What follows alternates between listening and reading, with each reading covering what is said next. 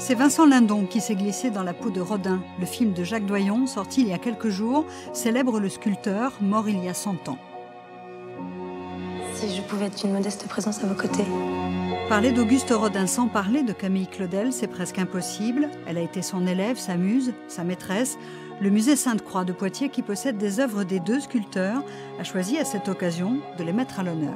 Rodin la prend sous sa protection, elle a 19 ans, lui en a 42, donc cet écart, et il décèle tout de suite son génie, il en tombe amoureux, donc elle est à la fois son élève, sa maîtresse, mais aussi sa praticienne, c'est-à-dire elle sculpte le marbre pour lui, notamment. Le musée de Poitiers a reçu une donation en 1953 d'André Brisson, un marchand de biens, amateur d'art. Parmi les œuvres données figuraient 2 Rodin et 3 Claudel.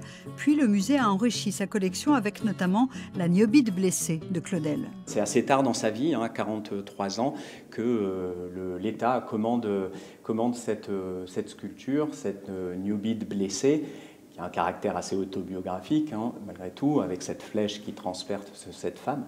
Et à l'époque, déjà, Camille est vers la fin de sa production artistique, elle est moins créative. Pour Rodin, 2 petites pièces, un vieil homme au nez cassé et l'adolescent désespéré.